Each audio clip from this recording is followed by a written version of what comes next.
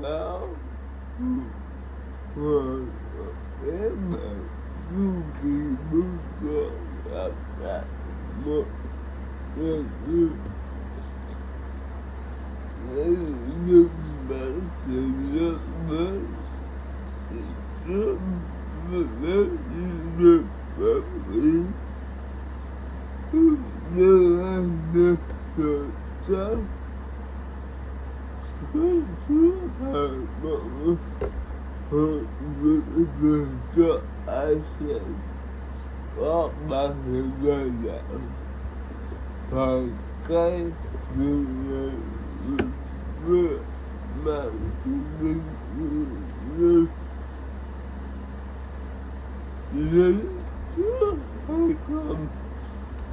nhưng có một đêm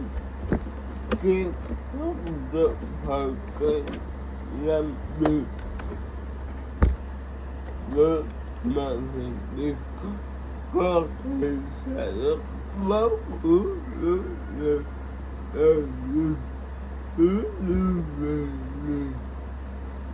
nên nếu có thể xảy ra